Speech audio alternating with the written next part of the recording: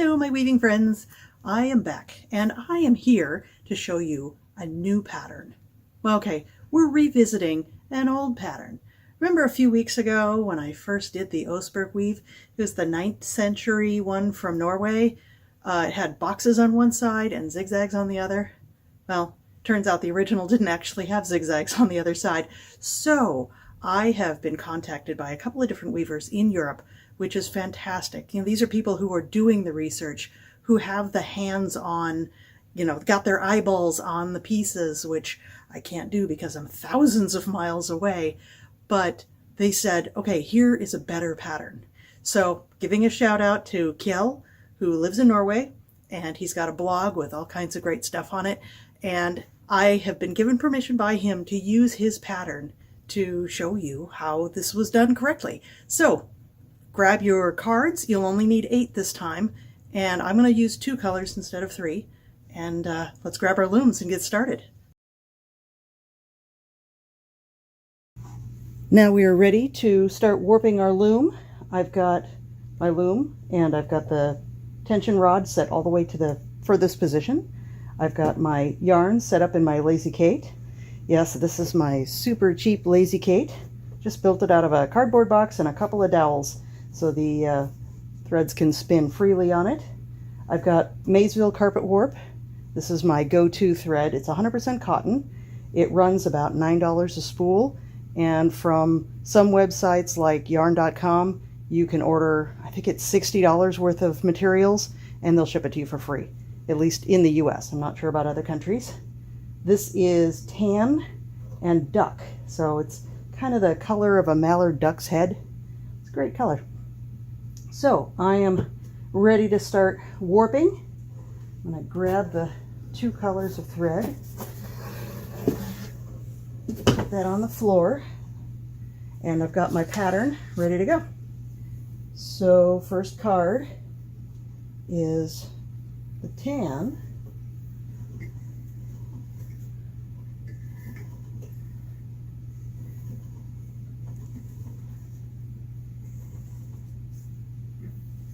Don't forget, you need your super sharp scissors.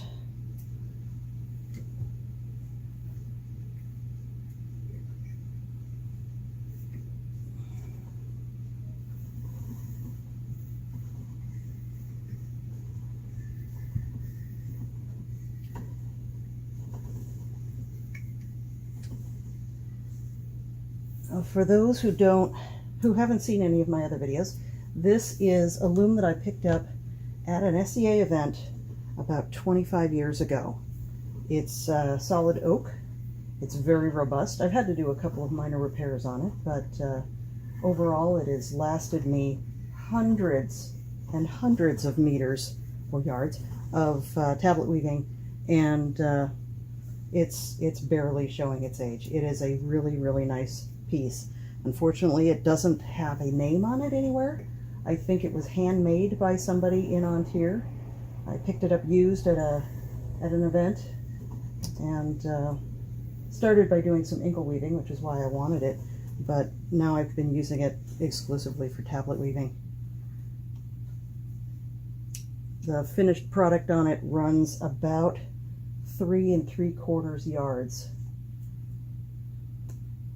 So, card number 1, remember, always have the cards facing to the right, and the S threads will go through the left side of the card. Z threads will go through the right side. So this is an S threaded card. Not all patterns are set up like that, but this particular pattern is.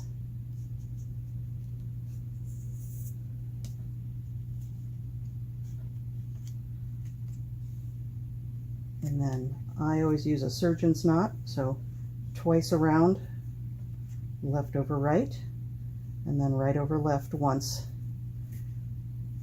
All 4 threads are secure, and that way if you find out, halfway into your warping that this was supposed to be Z threaded instead of S, you can untie just that card, fix that one, and then move on. And trust me, I do that all the time.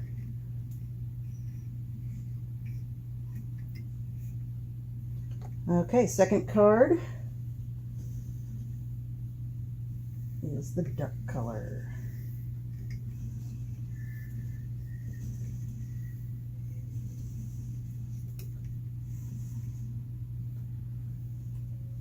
Now when you're doing your warping, always make sure to leave a nice long thread, at least 3 or 4 inches.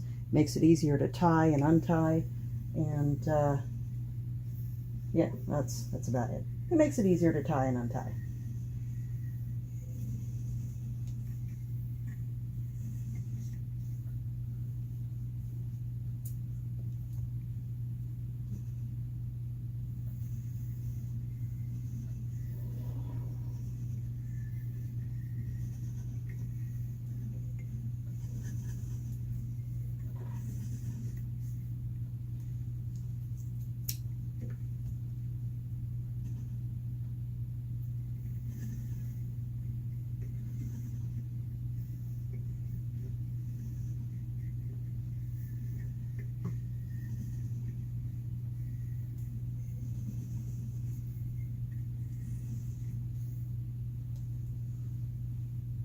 Yep, where did my thread go? And card number 2. This card number 2 is Z-threaded, so facing the cards to the right, you will put the threads through the front or the right side of the card.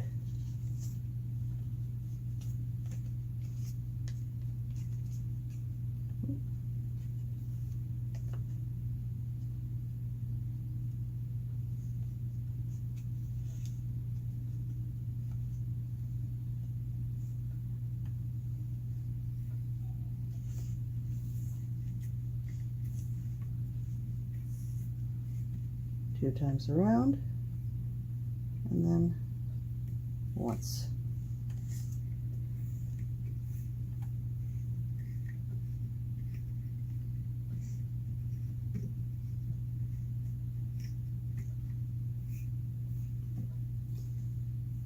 All right, so this next card, card number 3, has 2 different colors, and I will take both colors at once and thread those. Saves a little bit of time.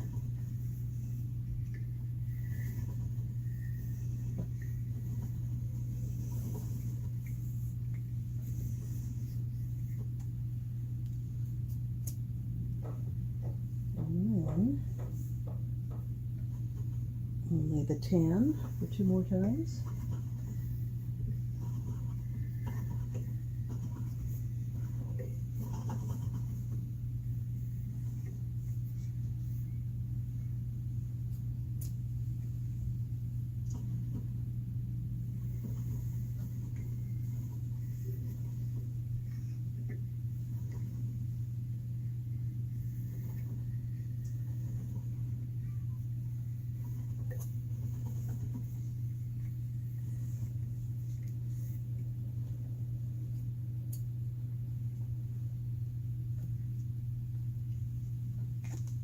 Card number 3 is S-threaded through the back, and C is the duck colored one. So I thread that one first, and then the rest are all tan.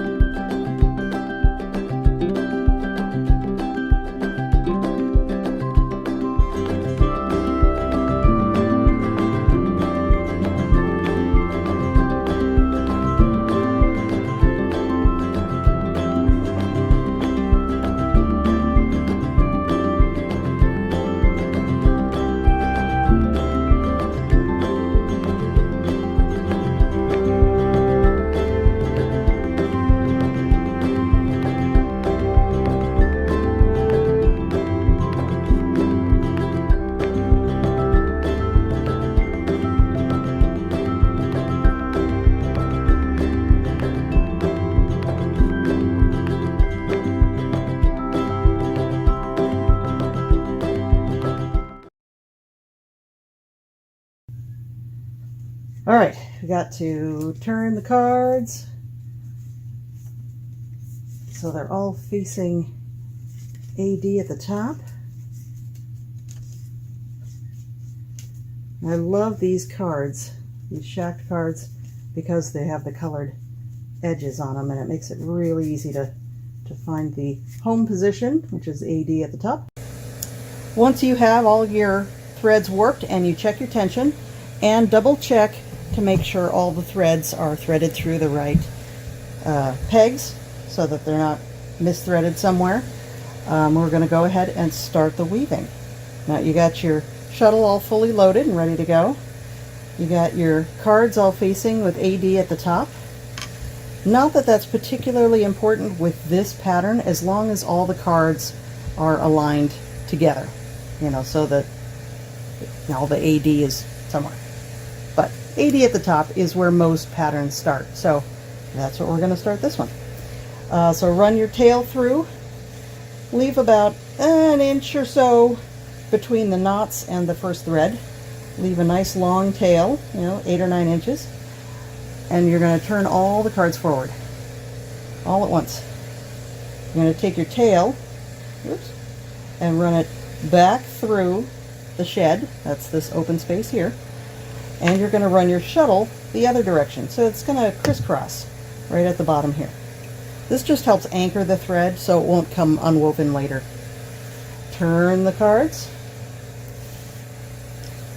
You don't want to beat down too hard because you don't want your weft threads to get closer to the knots. You still want them a little ways away.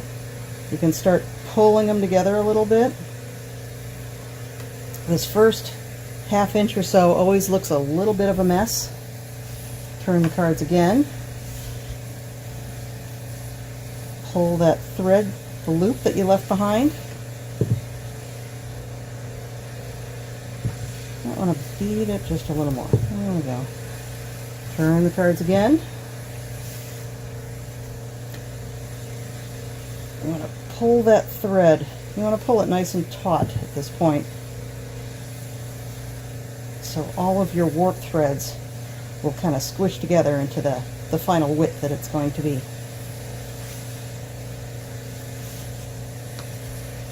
Beat, pull, and then leave the loop behind. This helps keep the tension left to right much more even. Beat, pull the loop, leave the loop behind. Turn, beat, pull the loop, and leave the loop behind. You can already see one whole box down at the bottom there. And now the rest is just repeating this for the entire length. Now when the threads get too twisted up, you just shift direction. So you turn all the cards toward you instead of away from you. And this will turn the boxes the other direction, but it will untwist those warp threads.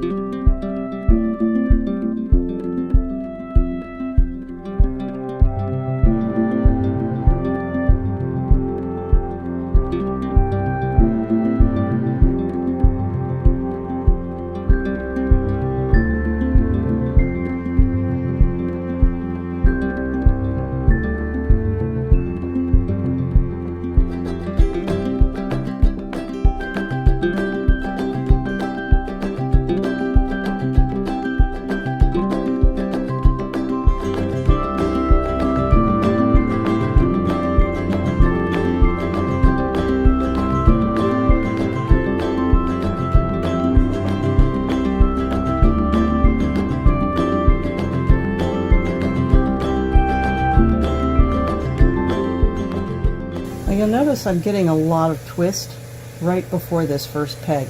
It always happens with these tablet weaving looms, or the inkle looms. So you just push the threads or the knots or the twist. Just push the twist behind. I don't know my words now.